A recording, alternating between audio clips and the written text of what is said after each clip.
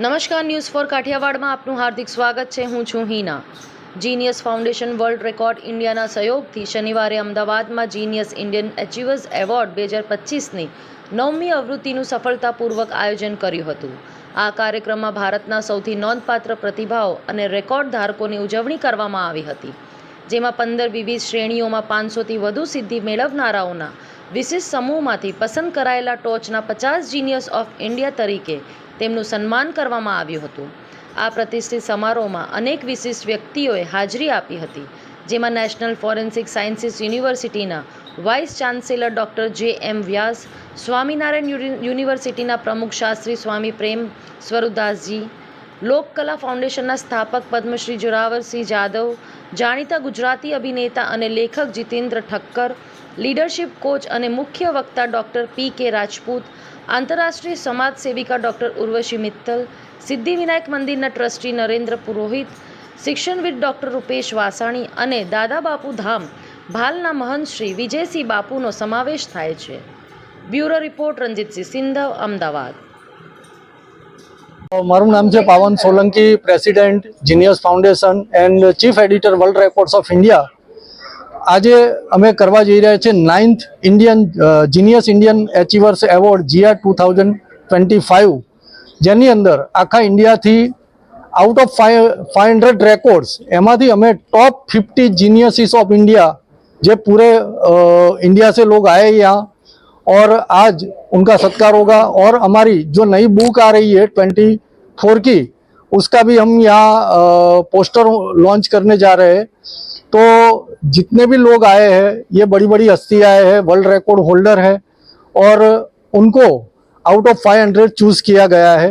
तो आज सभी को सम्मानित किया जाएगा. हमारे गुलाबी सपेरा जो पद्मश्री है, वो आज हमारे परफॉर्म कर रही है, और उनको भी हम लाइफ टाइम अचीवमेंट अवार्ड दे रहे हैं. और साथ में जेम व्यास साहब जो हमारे NFSU के वाइस चांसलर है, उनको भी हम लाइफ टाइम अचीवमेंट अवार्ड देने जा रहे हैं. बाकी तो हम 50 से 60 लोगों को अलग अलग कैटेगरी में आज अवार्ड दे रहे हैं. खास कैटेगरी हमारी अलग अलग आर्ट है, फिर एजुकेशन है, और बच्चों की कैटेगरी स्पेशल लोगों की एक कैटेगरी है. उसी में से हमने ये चूज किया है. और आज हमारे छोटे बच्चे भी 8 बच्चों को हम अवार्ड दे रहे हैं, जिसमें हिवा साहब भी है जो इन्फ्लुएंसर है, सबसे छोटी, करीबन 5 लाख फॉलोअर हैं उनके.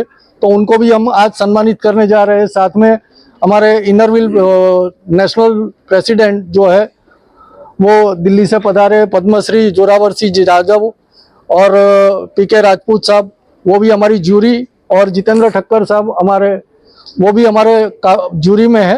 तो उन्हीं लोगों ने ये लोगों को चूज करने में हमको मदद की है. डॉक्टर उर्वशी मित्तल, हम इनरव्हील के भारत के नेशनल सेक्रेटरी हैं. इनरव्हील वर्ल्ड की लार्जेस्ट महिलाओं की सामाजिक स्वैच्छिक संस्था है, फ्रेंडशिप और सर्विस की. इसमें अराउंड 1,20,000 मेंबर हैं all over India, all over world, जिसमें इंडिया में 60,000 मेंबर्स हैं. वी जस्ट रीच आउट जहाँ भी मदद की ज़रूरत होती है. हमारी तो ऑर्गेनाइजेशन का एम ही है फ्रेंडशिप और सर्विस. वहाँ पे हम लोग पहुँच जाते हैं. Of course pocket is a constraint.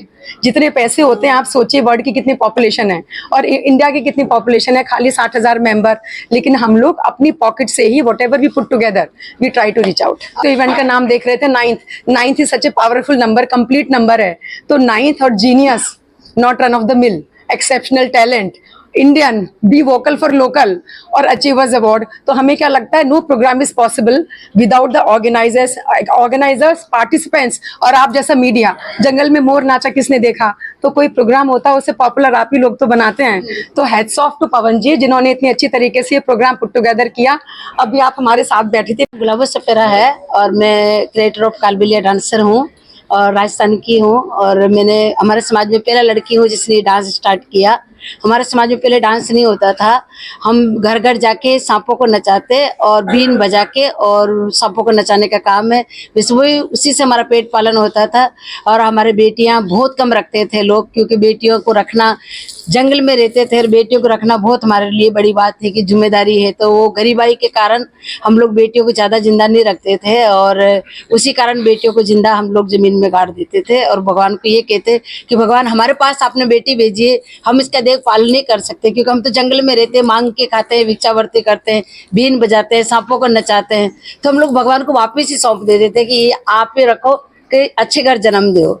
तो उसी समाज की बेटी हूँ मैं, और मेरे को गार्ड दिया था, और गार्डने के बाद मेरी माँ समाज से खिलाफ जाके, और 5 घंटे बाद शाम की 7 बजे मेरा जन्म हुआ। धनतेरस का जन्म हुआ है, और शाम की 7 बजे जन्म हुआ, और रात की 12-1 बजे मेरी माँ जमीन से वापस मुझे निकाल के लेके आई, इसी शर्त पे कि मेरी बेटी जिंदा मिलेगी मुझे, और मैं मेरी माँ को जिंदा मिली, और मेरी माँ पूरे समाज से खिलाफ जाकर मेरे को जिंदा रखा।